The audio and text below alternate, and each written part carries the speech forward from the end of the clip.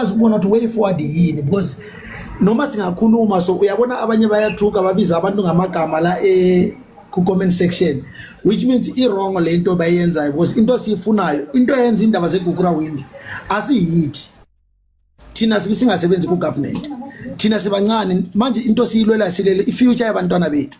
Sinabantwana sibazalayo and abantwana la abanye sibazalela la eSouth Africa.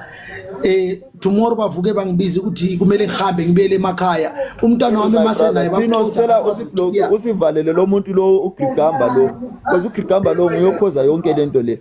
Kathi uthi yona endebele kukhozwa ngomthwakazi ukuthi abantu bele akwazi into iZANU-PF yezi ukuthi abantu bele umthwakazi namhlanje yezi ukuthi abantu bele noted bra, because iZANU wabona into ikhulumayo Brawameni iqiniso, and into izosiza thina ukuthi sizwane sibe into ye1, sikwazi ukufesana nama challenge la sidibana nawo, sibone ukuthi iway forward yini, than ukuthi sikhulume sibizane ngamagama engasosiza ngalutho. And mina mangisona noma ungantshela ngeGugurawindi, yes into le yayenzakala, bakhona abanye abantu bashonile bazama ukukhulula abantu bahluleka. So into kumele siyenze ukuthi sizwane, sibe nesikhathi sokuthi simithane, the best thing ukumithana, sibonane face to face, sikhulume ukuthi way forward yini, siyenza kanjani. Noma singaba 20 kodwa siba sisizana ngomqondo, guys manje phela makuso kumele siyenze this and this and this and this, because abanye sisuka singenalo ilwazi lokuthi ngiyafisa ukuthi ngakhuphuka ngiyokhuluma ngiyeko na le phambili, but asinalo ilwazi. Abanye i-energy banayo but ilwazi abanalo. So masimithana sikwazi ukuhlanganisa imqondo endaweni e1, because manje sikhuluma ku network wonke umuntu simamele. So mara masingaba nesikhathi sokuthi siyamithana, sikwazi ukuthi sizokuhlangana sikhulume, sikwazi ukubona ukuthi le inyoka le asiyinyoka, le siyifundisa kanjani, because into ukufundisana le, you understand, into ukufundisana sitshelana ukuthi guys ayikho into zosiza. Abanye bafele emfuleni babuya la bathi bazohereza, abanye since wabuye wasuke ekhaya athi uzozama umsebenzi la eSouth Africa ngazange abuyela eyobhasi kwabazali. And enye into isihluphayo abantwana basekhaya i1, le is the biggest problem. Abantwana basekhaya abanento lene ukuthi liyakhuluma into ukuthi sizoyenza, kodwa angeke bayiveze, angeke iye phambili. Ukukhuluma bazikhuluma, and yiko lapho kucela inyoka khona. Omunye sozwathi kade abayahlanya, mina ngiyadla ngiyasutha, mina ngizoya ngiyenzani. No, awuyenzeli wena, awuyenzeli wena. That's why ubona ukuthi ama South African mabadibana noma bangathi ama foreigner ahambe, bakwazi kumithana badibana benza into e1, then bayilungisa phambili. So thina sinengqondo leyo ukuthi masiku umuntu akhuluma uthina manje ozontshela ukuthi sifelani, phela kumele silungise ilizwe. Mina masekonenti uthina uyahlanya, mina phela ngiyadla, mina ngiyasutha, mina ngizoyi. Kanti uyakhohlwa ukuthi phandle kwakho wena kunomndeni ushile ekhaya, kumele udle, kumele uphile kamnandi, unomntwana wakini usesikolweni manje idoctor. Maqeda ubudoctor uzazongena eLimpopo, angene esimini yomuntu alime icountry yakhe, abantu bayafa, unelwazi kodwa akakwazi ukuthi asebenzise lo lwazi. Le understand? So kumele sometimes sivuleke emqondo yethu ukuthi lento siyilwela yethu, asiyo umuntu oyi1, and masingafunda ukuthi simithane sikwazi ukubona iway forward nabantu, sibatshele sihambe sitshela abantu no guys manje kumele senze into eso. Nayo iZANU-PF and indaba zama politics, la abantu ama politics noma singabafaka siyobafakela for just ukuthi kumele siphushe ukuthi iZANU-PF sibe ne better life in Zimbabwe, than ukuthi sithi bazovota benzani, because ipolitics eZimbabwe sivele sehlulekile. Sinomnyaka botswa ngireba abadamagile, baningi abantu abadamagile ngeZANU-PF, badamagwe ngeZANU-PF. So manje into siyifunayo ukuthi sizwane thina as community, as abantu baseZimbabwe, sibe united abantu baseZimbabwe. Umndebele akula mndebele, akula mshona, akula mshangana, akulani, sonke sinto eyi1, sifocus sibone ukuthi siyenza kanjani, sikwazi kulwa nale inyoka esendlini.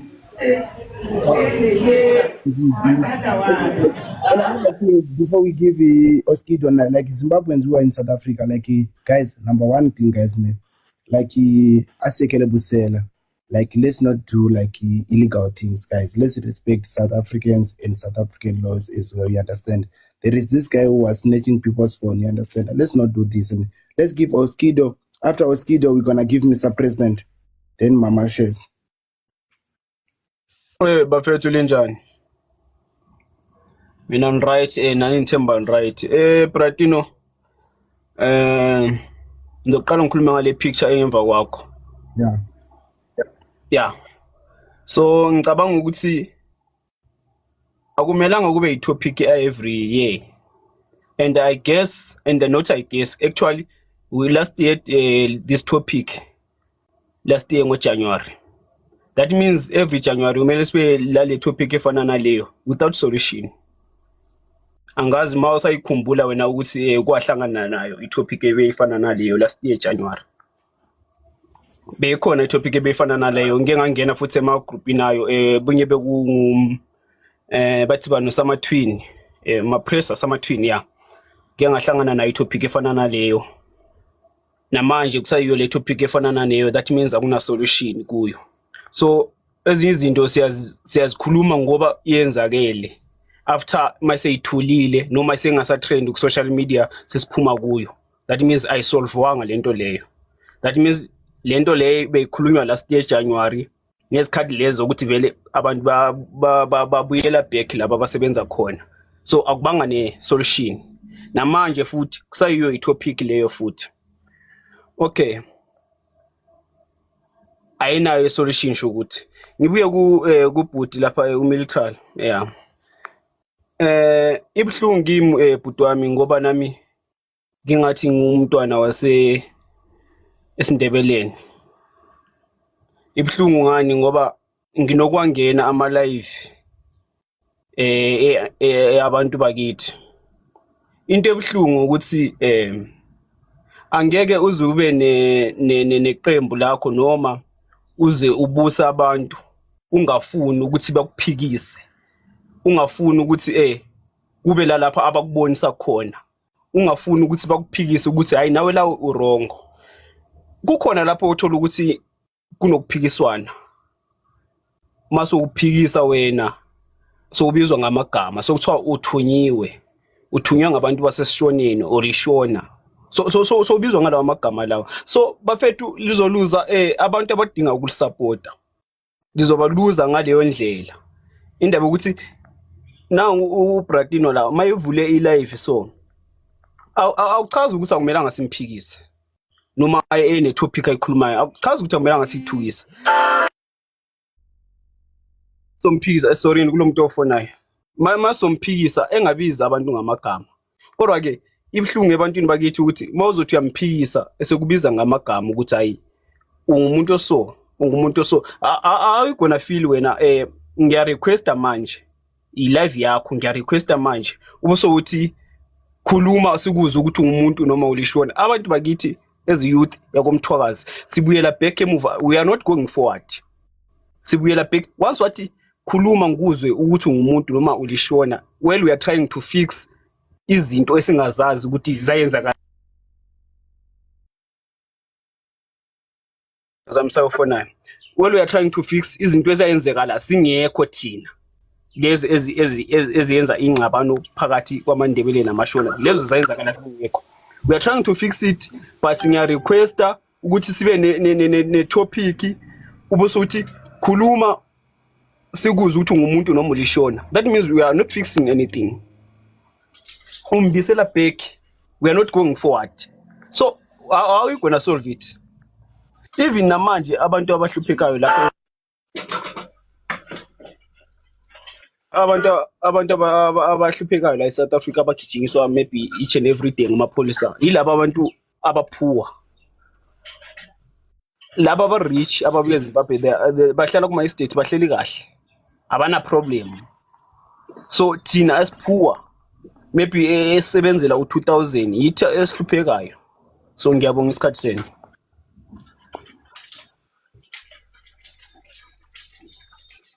Thank you. Let's hear Mr. President. President. Respond, Tino. Okay. Yeah, let's hear President, then you can respond. Okay. Okay, maita bas Mr. Tino. Salibonani lonke ku platform. Into yokuqala ikanje soba fowethu. Mina ngiyazwisisa imthwakazi ile ndaba yayo abafuna ukuyi-addressa eZimbabwe. And then amanye ama-parts like amanye ama-political parties balama issues abafuna uku-addressa. But kumele sikhumbule ukuthi asiye wonke umuntu oku-politics eZimbabwe. We have ama-politicians, we have ama-supporters, we have ama-members ama-political parties, and then we have ama-sympathizers. But bonke laba balezidingo zabo. Kodwa izidingo ezikhona eZimbabwe zimi kanje so. Asisoze sikhone uku-addressa ama-issues esilawo sonke kumbe sithi sifuna izinto zihambe eZimbabwe as long as sisabushwa i-dictator one, sisabushwa ilizwe sihlala elizweni sesingalibiza sithi i-military state. So ukuthi sonke sikhone ukuthi sithole esikufunayo elizweni laseZimbabwe, one, we need to remove iZANU-PF. Two, we need to uproot iZANU-PF and its policies, because some of those policies are the ones as affecta ukuthi singakhona ukuthola ama-international investors ukuthi abuye azo-investa eZimbabwe. Two, kumele sikhangele nini ukuthi ma singalwa sibambene fine, singabe sidivide ngalokho okwesenza kusidivide, but okwamanje asibhekane nini lento eyodwa ukuthi sifuna ukulwela ilizwe leZimbabwe, singabantwana beZimbabwe sibambene. And then amanye ama-issues lawo sizowa-addressa uma ilizwe selikhululekile sekule democracy, because for now akula muntu ongakwanisa ukuma laphana a-address iZANU-PF angithi, because as it is right now asibheke nini ilizwe lethu li-rich but iZimbabwe i-underdeveloped in terms of infrastructure, yonke into izibhedlela zilamithi akulani, but ilizwe li-rich. Why? Because asikhona ukukhuluma ngezwi linye. Umuntu wonke uthi mayefuna ukukhuluma uzwe kuthiwa iZANU-PF sayesaba iyachaya. Okwenza siyesaba ukuthi iyachaya is because sifuna ukuthi si-address ama-issues as individuals, sifuna uku-address ama-issues as groups of 10. Yet iZANU-PF iyesaba imasi, iZANU-PF iyesaba abantu mabe baningi. Ngingalibisela emuva ngithi bhekanini into eyenzwa itajamuka. Angisakhumbula ukuthi kwakunguphi umnyaka. Itajamuka yashaya lokhana okuthiwa ngumshosha phansi, yahamba iphansi, kwathi kufika usuku lokuthi bafuna ukudemonstrate. iZANU-PF was shocked because babengakwazi ukuthi bame ngaphi bavimbe kuphi. To tell you the truth, abalayo i-military or i-police engakhona uku-attenda ma imasi isisukumile iZimbabwe yonke ngesikhathi esiyi-1. But konke lokhu thina asikwenzi ngoba inkinga ikuphi, si-divided. Sibe sesibuya endabeni ukuthi one, we need to understand ukuthi iZimbabwe yona kahle kahle isebenzisa yiphi system eyenza isibophi. iZimbabwe it's a central state whereby we need to decentralize iZimbabwe. But how? We cannot decentralize iZimbabwe when we are divided. Decentralizing iZimbabwe means we need a devolution. But as it is right now, if we say sokusiba le devolution, while it's kulabanye abalwa besithi thina singamashona, thina singamandebele, kungaba le devolution eZimbabwe, that means we are going to be affected again. So we need a devolution. Ma sonke sesicabanga ngengqondo yini, sesikwanisa ukuthola letha each other, sesikwazi ukuthi singamaZimbabweans despite of ama languages wethu. As it is right now, we are failing to fight iZANU-PF. Yet iZANU-PF is scared of abantu. But thina lathi we are scared of iZANU-PF because we understand ipower thina esilayo njengabantu masihlangene sibaningi siyakwanisa ukuyiwisa iZANU-PF. But just because we know ukuthi asibambananga, that's why siyesaba iZANU-PF. So I will encourage Mthwakazi and all these other political parties and even our political sympathizers to come together and speak with one voice. Then we can shake iZANU-PF, we can remove iZANU-PF, we can uproot iZANU-PF and lama systems are government ya Zimbabwe. Ngiyabonga chairman Mr. Tin. Military, brother Oskido, military. Siyabonga president, siyabonga kakhulu. Military, ubudi Oskido ubuze question like why mangena lithi khuluma sizothi umshono or something. Yeah, I've understand, especially on your life, especially across your life. Most of the time you don't allow like someone of nationality. Mina ngiyazi ngina problem. Anytime ngifika ngiyanikeza chance inside. But some of China people, they also complain like when you want to raise some issue on Mthwakazi platform about women, angazi we can respond our brother face kanami uyangikazela nabanye bafuna ukwazi kulungisa okwenzakalana. Ngimzwile uOskido, nguzwile futhi uOskido lapha ya ukhuluma ngokuthi mawungena kuma lives acreate ngamandebele bakubuza ukuthi ungumshona or ungumndebele. Into ezakalayo mfowethu, mina ngumuntu lwana othanda istraight, ngiyathandwa kantandwa or ngiyazondwa. uThino he knows me ukuthi ungazi personal, ayikona lokho ukukhuluma ngamafoni. I've been in ground la koThino. Into ezakalayo mfowethu ngamandebele, amandebele bahlukuluzwe kakhulu qhawe lami ekuhlukumezweni kwabo kakhulu. Uyabona umuntu ose traumatized ukuthi wena noma ungayenza ini kuye akasakuthembi. Mawusiza kuye uzokhuluma like wena you are against his police. Njengamanje amandebele into asebeyikhangelele, I don't want to lie to you, amandebele ngifuna ukuthi wonke umuntu ube abekwazi, even the world must know. Amandebele they are ready for fighting. Either it's war, they are ready for that. Let me be specific with you. So ungathi ufika emandebeleni ngendlela abahlukumezwe kakhulu ngakhona, ma ukhuluma nabo, those people they think ukuthi wena you are being sent by somebody, especially ungafika kibo kuleyo nto ababeyikhuluma beyimisile ukuthi simise lokho sifuna ukuthi kube so. Wena ufike mhlawumbe umbono wakho ube ngani ungumuntu ophikisana naleyo rule. So into eyenzakalayo qhawe lami ngiyakuzwa ukutshoyo, vele kuyinto ekhona futhi angeke ngiphikise. But abantu basesindebeleni number 1 bahlukumeziwe, bahlukunyezwe kakhulu, okungawo ukuthi senginanzelele kakhulu ukuthi some of the people they think ukuthi they are especially abantu bezanu PF, they think ukuthi they are protected nge-army liyana yaseZimbabwe. I-army liyana i-percent 90% of that army is supporting indebele strategy,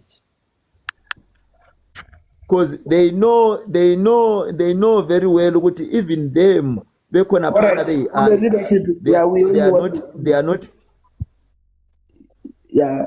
not getting anything, they are not getting paid.